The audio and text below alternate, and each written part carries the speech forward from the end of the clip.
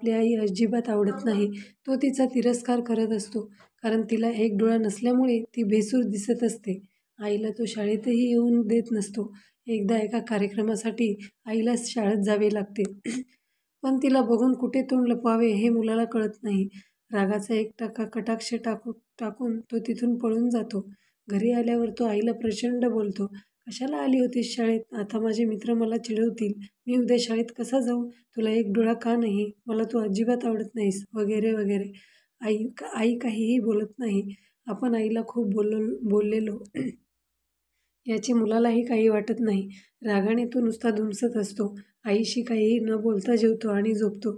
रात्री कधीतरी त्याला जाग येते तर आपल्या मुलाची झोपमोड होऊ नये अशा दबक्या आवाजात त्याची आई रडत असते. पण त्याचेही त्याला काही वाटत नाही. एका डोळ्याच्या आपल्या आईचा त्याला अधिकच तिरस्कार वाटायला लागतो. त्या क्षणी तो निर्णय घेतो, शिकून खूप मोठे व्हायचे आणि इथून बाहेर पडायचे. त्याचप्रमाणे तो खूप अभ्यास करतो.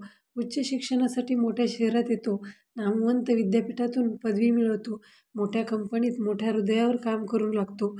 एका सुंदर मुलीशी त्याचे लग्न होते. त्याला एक मुलगा एक मुलगी होते. आता त्याचे कुटुंब पूर्ण होते. कारण हे सुंदर चित्र बिघडवणारी एका डोळ्याची त्याची आई तिथे नसते. तो तिला जवळजवळ विसरून गेलेला असतो. अतिशय सुखात असतो. एक दिवस त्याच्या घराचे दार वाजते. दारात एका माणसाबरोबर त्याची तीच एका डोळ्याची आई उभी असते. तिला बघून त्याची मुलगी घाबरून आत पळून जाते.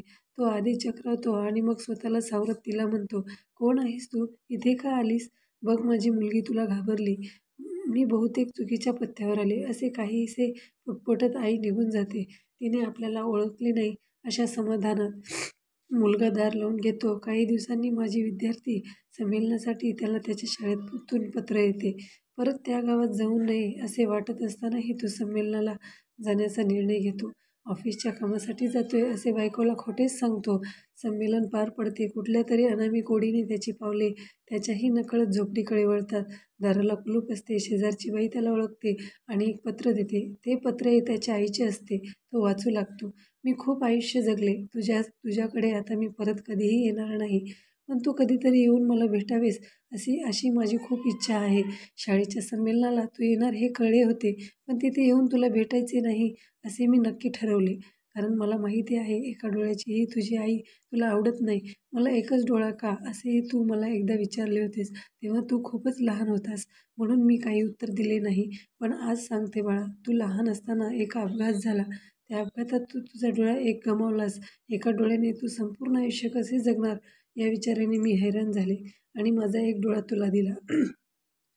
मला तुझा खूप अभिमान आहे.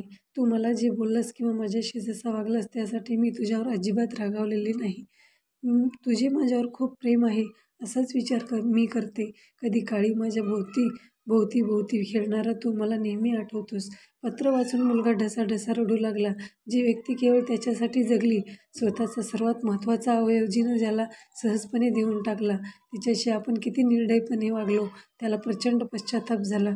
तो आईला मोठमोठ्याने हाका मारू लागला. पण आता त्याचा काय उपयोग होता?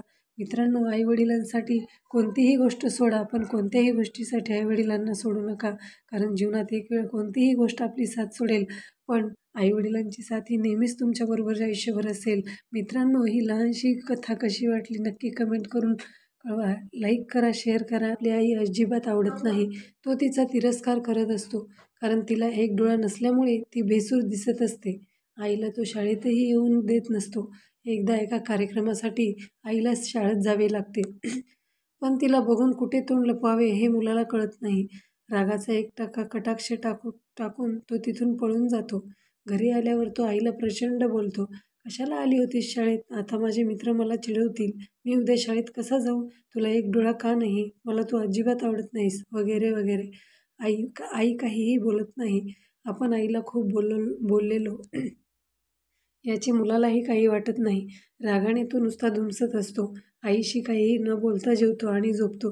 रात्री कधीतरी त्याला जाग येते तर आपल्या मुलाची झोपमोड होऊ नये अशा दबक्या आवाजात त्याची आई रडत असते. पण त्याचेही त्याला काही वाटत नाही. एका डोळ्याच्या आपल्या आईचा त्याला अधिकच तिरस्कार वाटायला लागतो. त्या क्षणी तो निर्णय घेतो, शिकून खूप मोठे व्हायचे आणि इथून बाहेर पडायचे. त्याचप्रमाणे तो खूप अभ्यास करतो. उच्च शिक्षणासाठी मोठ्या शहरात येतो. नामवंत विद्यापीठातून पदवी मिळवतो. मोठ्या कंपनीत मोठ्या हृदयावर काम करू लागतो. एका सुंदर मुलीशी त्याचे लग्न होते. त्याला एक मुलगा एक मुलगी होते. आता त्याचे कुटुंब पूर्ण होते. कारण हे सुंदर चित्र बिघडवणारी एका डोळ्याची त्याची आई तिथे नसते. तो तिला जवळजवळ विसरून गेलेला असतो. अतिशय सुखात असतो. एक दिवस त्याच्या घराचे दार वाजते. दारात एका